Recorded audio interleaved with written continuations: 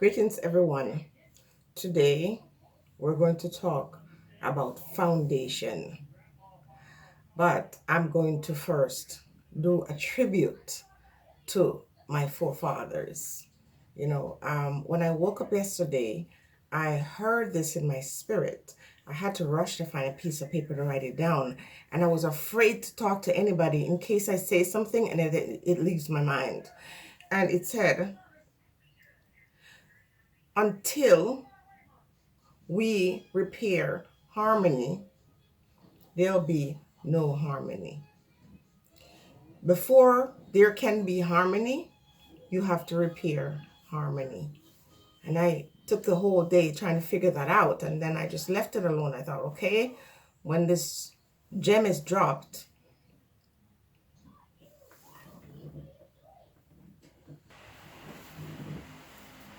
harmony is repair harmony. Sometimes when you get these nuggets, you don't know what it means. You just have to sit on it, relax until the rest is, manifested or revealed.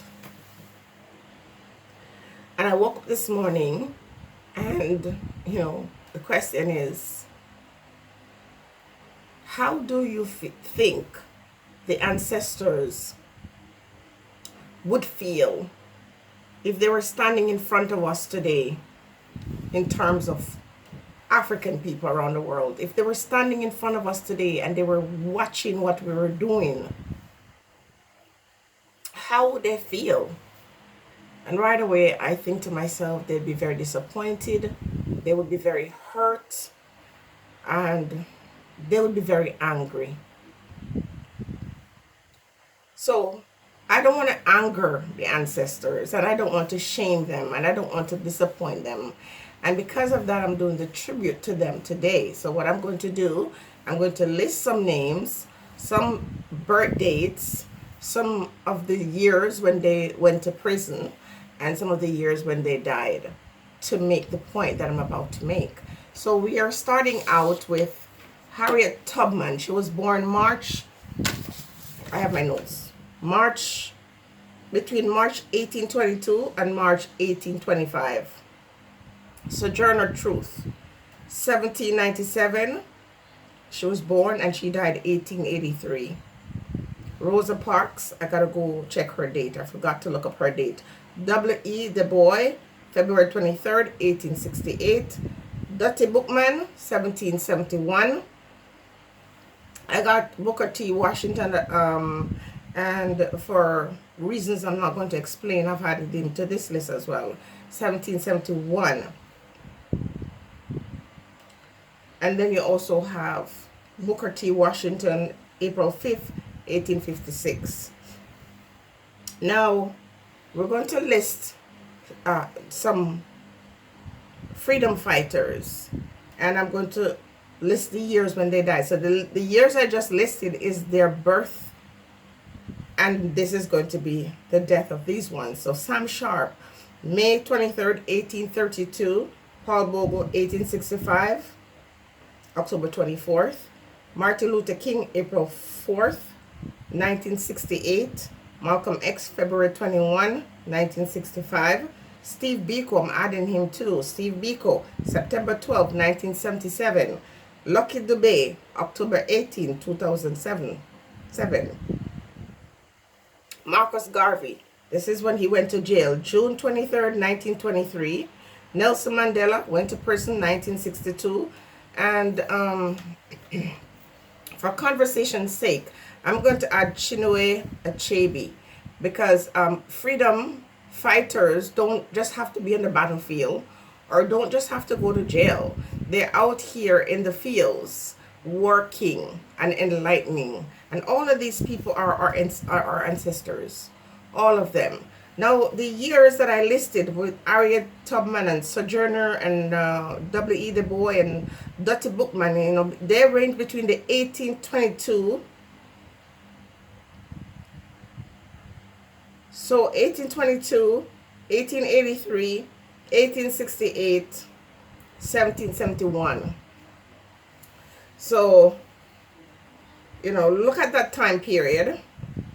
And then we're coming over to Marcus Garvey and Nelson Mandela for 1923, 1962. This is when they went to jail. And of course, Sam Sharp and Paul Bogle and Martin Luther King and Malcolm X and Steve Biko and Lucky Dubé, these guys died between 1832 and 2007. So when we constantly hear the question, or the protest that, and the surprise behind it, that black folks are finding themselves in the same position where they're dying, or they're going to jail, or they're out here, putting in the work, demanding freedom, fighting for freedom. Why would you be surprised? Why are we having this conversation? Because look at history here. Look how long it spans. Hundreds of years. And let's say the ancestors were behind us looking and hearing us act the way we act. And, it's like we forgot them. We forgot the foundation. So the foundation that was built by these individuals, we have not built on it. For every time you ask the question, or act surprised about terrible things happening to black people, you really disrespect or dishonor their memory. You dishonor their memory because it's as if they went to jail or they died for nothing, because you're still asking the same questions and still being comfortable in your own skin and saying to yourself that, oh, this is going to change. It can change, but not with you asking the question, why is it happening? Now, we're going to talk about foundation here and the importance of building on foundation.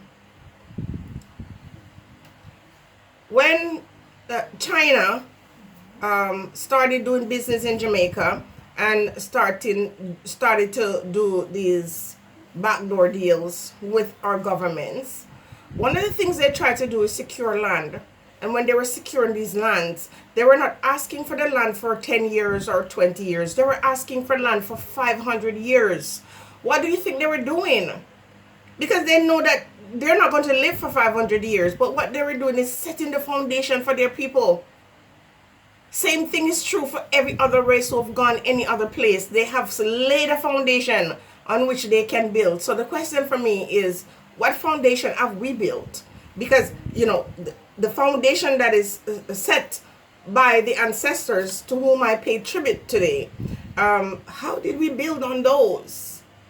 For every time you question certain things, and every time you are bewildered and surprised, it's almost as if you're saying they deserve what happened to them and we don't deserve it. They went to jail. Marcus Garvey, June 23rd, 1923. He went to jail. What was he doing? Uplifting his people in the United States of America. Nelson Mandela went to jail, 1962. Why? Because he says, I want to be free. I want to walk around in the country where I was born without a pass card. I want our people to have access to the land and the resources and the opportunities that are here for everyone. What did he do? Sam Sharp and Paul Bogle and Martin Luther King and Malcolm X and Steve Biko and Lucky Dubé. Listen, what did they do? Are you saying that they deserve to die? Because the way we act, it is like we're saying they deserve to die, because you're still asking the question, why me? Why should it be you? And who are you asking this question, why me? You're asking it to the people who are responsible for either putting these people in jail, killing them, or causing them to stand up and say, we are going to defend our right as human beings. What foundation are we building on? So imagine your loved one, bought property and started building a house on it. And the person passed away and you inherit this land. You sell the property. Most times that's what we do. Or you start another foundation. So as Black people, we are not strengthened because we're not building on these foundations. We often tear them down. So if you see something happening in your community and some positive things coming out of it, instead of joining the ones who are bringing or inviting the positivity, what you're doing is looking for an opportunity to rip that person down. It is what we do. We don't build on foundation. We don't think about how we're preparing for the next generation. So when China secured a 500-year deal on any land or whatever, what do you think they're doing? They're saying we're here. Just like all the other persons that went to Jamaica, they put a stamp down. They said, this is ours. And they never left. Physically, the presence is not there, but they never left. So our ancestors, and here I'm going to find people come under this video to say, don't talk about ancestors, come tell us about Jesus. They're going to tell me about Jesus. It's so funny. They're going to talk to me about Jesus. And Jesus is a foundation for a people, but not your people. He was introduced to you. Chinua Achebe said that when the Europeans came to Africa with their foolishness, they introduced it to Africa, and the Africa, just saw it as foolishness when they arrived. But then, before they know it, the Africans had this religion and they were divided. They were no longer together. They no longer had a foundation. Are you going to blame the ones who brought it there? Are you going to blame the people who allowed them to come and removed their identity? Our foundation people, they put in the work. They died. They went to prison. And we're looking on and we're saying, oh, why is this happening to me? That means you don't remember what happened to them. You don't care what happened to them. You justify what happened to them, because by asking that question today, you're just saying that they should have had those experiences and you shouldn't. Why should you not? Why should you not? Why are you okay with people dying and going to prison because they fought for freedom? And you want to just live free. And you want to say that, oh, I don't understand why this is happening. We're talking about 1822. We're talking about 1797. We're talking about 1771. We're talking about 1923. We're talking about 1962. We're talking about 1968. We're talking about 2007. So what does that say to you? How is any of this new? So the ancestors look back. They can't support you. They can't guide you. They can't lead you because you don't defend them. You don't build on what they started. For people who are religious, Christian people, for example, they talk about, Christ dying for them. And when they have troubles, they're saying, why me? And people who are Christians will say, well, and I think it's in the scriptures too, to say, why should the Son of Man, die and you go free? And this is why you have nations that, wage war. And when they go to war and their people die, they commemorate them. These are important dates. Year after year after year, they are commemorating those who fought for them and died for them. And you commemorate that too. And if we talk about our ancestors, because what is Memorial Day about? What are all these things that they're commemorating the people who fought and died for them? Every single holiday is commemorating people who are dead for the most part, whether it be Christmas or whether it be Easter. These are commemorating dead people. And you guys take part in it, and you would have the nerve and the audacity to come under my video and tell me that I'm evil or I'm into witchcraft or into... By the way, I don't know anything about witchcraft. For those of you who come to me and ask me these things all the time, I don't know nothing. What you need to do is find out where witchcraft comes from, and go seek the people who has it, because a lot of us are under bondage, and witchcraft is being used on you every single day. For every time you open your mouth and you call upon a particular God that doesn't know you, never ever knew you.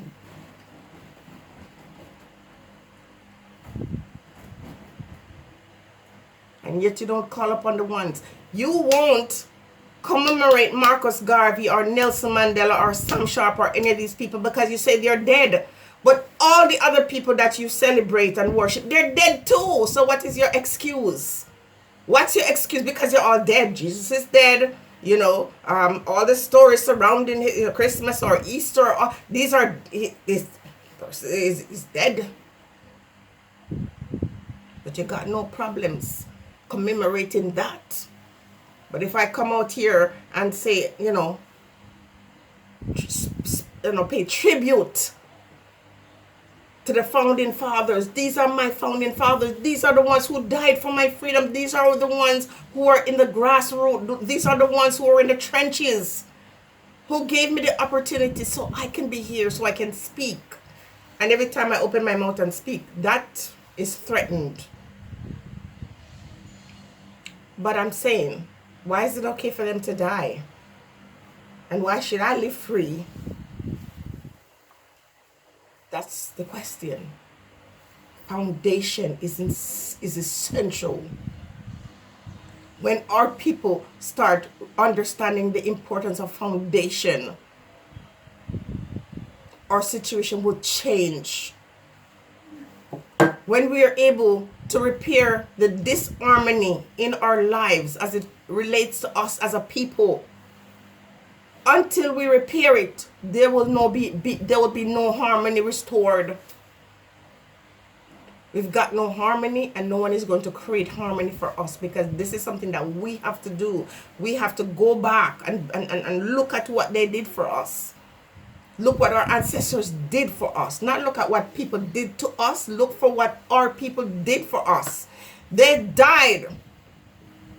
Those of you who are religious, you can't stop crying Easter time about what Jesus did for you.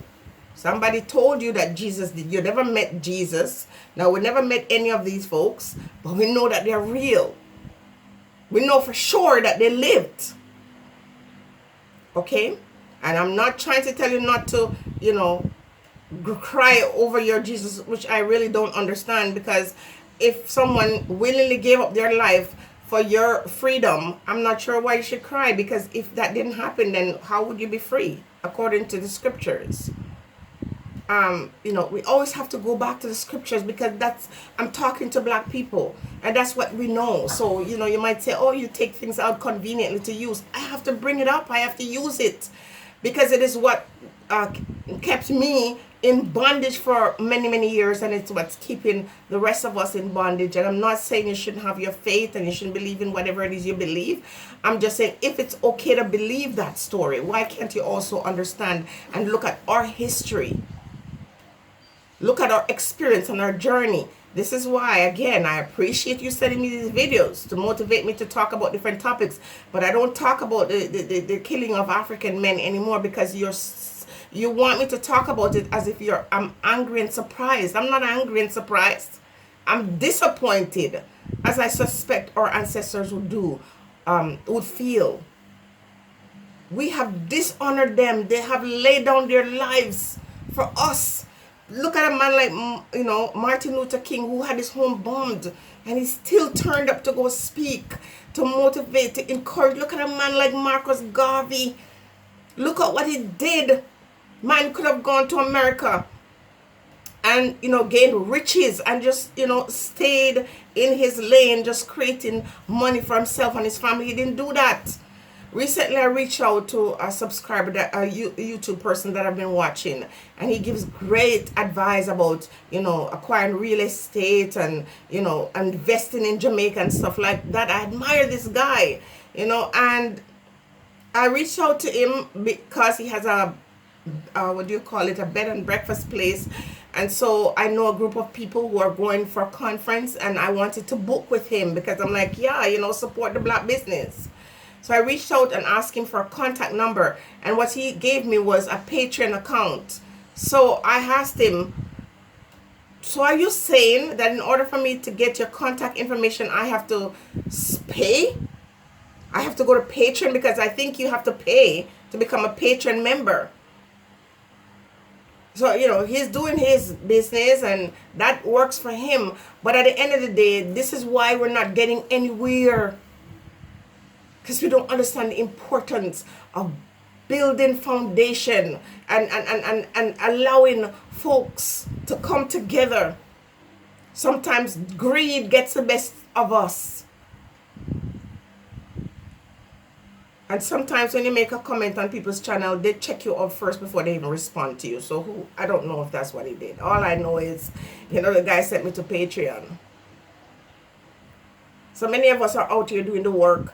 And people come here and say, if you talk on a topic and they don't agree with what you say, they say you're looking for views, man.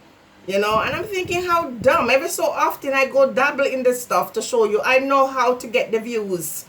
I know how to do it. But why would I know something if I establish that this works, that I could do a video and in 3 weeks it would have 60-something thousand views on it? Would I not go and continue with that? If I'm looking for views, would I not do the same thing? Would I not look over the years that I've been on YouTube and say to myself, this is what gets the views? But you can't understand that everybody's not the same.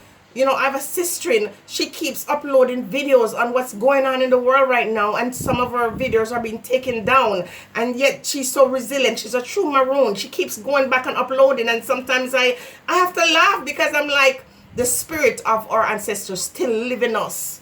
I'm getting chills, people. Our ancestors still live with us. They're still here, and they're comforted by the fact that there's still a few of us that will not allow the mighty dollar to interfere with the fact that we know what happened. This span generations. It's happening forever. And you're still asking why. The question is not why. The question is not asking why to the folks who do what they do. They can't help themselves. Those who do these things, they cannot help themselves. Now, imagine trying to tame a snake. Or, as my sister said this morning, trying to tame a lion. Why? Let the beast remain in its true nature. And figure your way around the beast. Stop asking the beast to become what you want it to become. All these years, from birth or death or incarceration that I've shared with you here, there's a common denominator. And we understand that, we don't categorize a whole group of people and say this one is good or this one is bad. We are just saying that we can't be concerned about who is right or wrong in this. We have to establish and build our own foundation. Watch the other people instead of just criticizing them and condemning them. They are who they are. But who are you? Your faithfulness oftentimes is to people who don't even like you, who don't even see you. They'll allow you to be until you open your mouth and start to demand the same rights and freedom that they got. And then you become a problem. Our foundation is broken. We don't build on it. Not that it's broken, it's just not elevated. They come and they did the work. They put in the work. And they died, and you don't remember them. You don't honor them. You don't celebrate them. And if I don't join you in celebrating who you want to celebrate, you say, I'm the devil, and not the ones who gave you and introduced the thing.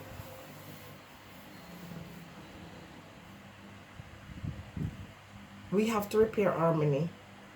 Stop paying attention to the nature of the beast. Stop doing that. Stop trying to change people in our own personal lives. We have lovers, we have, children, we have friends, we have companions, we have colleagues that we work with, that demonstrate a certain nature. And you're there just crying about why they won't change. I'm saying change you. Understand you. Remember what you've gone through in life and learn from it. I bet you when we start commemorating our ancestors the way all other people do, you will see a marked change until you're ready to honor those who died for you, who fought for you.